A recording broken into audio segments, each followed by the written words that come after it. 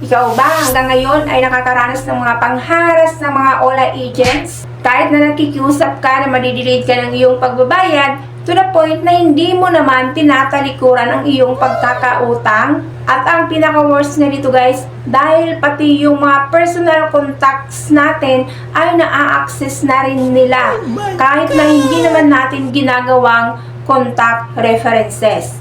Aside po doon sa mga ginagawa natin na contact person, may mga pagkakataon pa na pati yung friend list natin sa ating contact list ay na-access at nahahack na rin nila. Kaya naman guys, for today's video ay isi-share ko nga po sa inyo kung ano nga ba yung mga strategy or tactics na maaari nga natin gawin kapag hinaharas na ng mga OLA agents yung mga personal contacts natin. Dahil nga po iniiwasan natin at ayaw natin na nadadamay yung mga tao na hindi naman connected sa ating pagkakautang, lalo na sa oras na nagte-text sila, tumatawag sa ating mga kaibigan, kapamilya at katrabaho, kahit on duty sila, nagtila ba may pananagutan sila sa pagkakautang natin. Dahil ito nga naman guys ay hindi na makatarungan at ang ganitong uri nga na pamamaraan ng kanilang panghaharas ay malinaw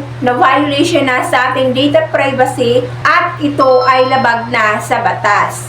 Isa na dito guys sa mga dapat natin gawin kapag hinaharas na ng mga OLA agents ang ating mga personal contacts ay dapat nga naman na alam mo yung batas or meron kang alam tungkol sa batas. Dahil ang Data Privacy Act nga ng 2012 ng Republic Act 10173 na kung saan nga ay may karapatan ang bawat individual na protektahan ang kanilang personal na information. Dahil ang utang po ng isang tao ay isang pribadong usapan sa pagitan lamang ng borrower at ng lending. At hindi maaaring isiwalat ng mga OLA agents ang mga detalye ng utang sa mga taong wala namang kinalaman dito. Dahil ang ganito nga ang pamamaraan ng panghaharas ay labag na nga po ito sa batas at maaari ka nga po dito na magreklamo or magsampa ng kaso.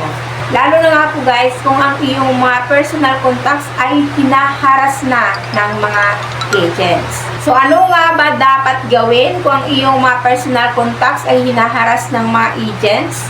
So una guys ay abisuhan na kaagad at makipag-usap sa iyong contact. So ipaliwanag sa iyong kaibigan o kapamilya na wala silang pananagutan sa iyong utang. At ang pag-contact sa kanila ng mga OLA agents ay hindi tama at ipaliwanag na hindi mo sila ginawang guarantor or co-maker bagkos nakuha lang ng mga OLA ang iyong personal contacts. Kaya mo sila nadamay. Ensure mo din sa kanila na huwag silang mag-alala at huwag patulan ang mga banta, pananakot o panggigipit ng mga OLA agent. Pangalawa, sa mga pagkakataon naman na sa social media hinaharas ang iyong personal contacts. So, gawin ang tinatawag na damage control.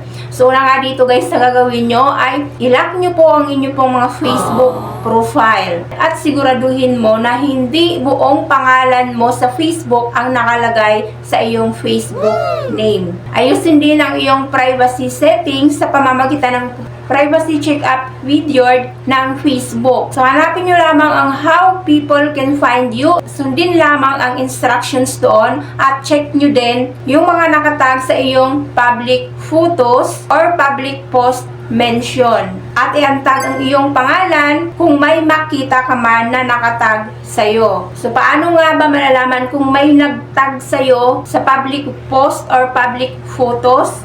So, dyan nga po guys, sa Facebook natin, sa upper part nga po, may makikita po kayo dyan na search bar. Ayan. So, i-type nyo po yan dyan yung inyo pong buong pangalan.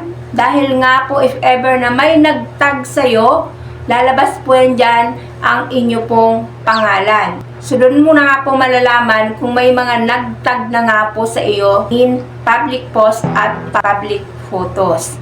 At i-secure nyo rin po guys ang inyo pong messaging apps sa inyo pong mga messenger. So, sa privacy settings po dyan. So, punta lamang po kayo sa privacy settings at iset lamang po ang message delivery into do not receive request. So, para hindi na nga po sila makapag-access sa iyo pong messenger account. Pangatlo nga dito guys ay mag-file kagad ng reklamo. So, kung patuloy pa rin po ang panghaharas sa iyo ng mga OLA agents sa iyong personal contacts, so maaari nga po kayo maghain ng reklamo sa NPC. Isama nyo lahat ng ebidensya, katulad ng text messages or calls na natanggap ng iyo pong contact. So, wag po kakalimutan na screenshot po ito at isave lamang po para may pagkakataon kayo na ma-retrieve if ever nga po na dumating na po sa point na guluhin or madamay na ang inyong mga personal contacts. At maaari ka nga din po mag-file ng complaint sa Securities and Exchange Commission.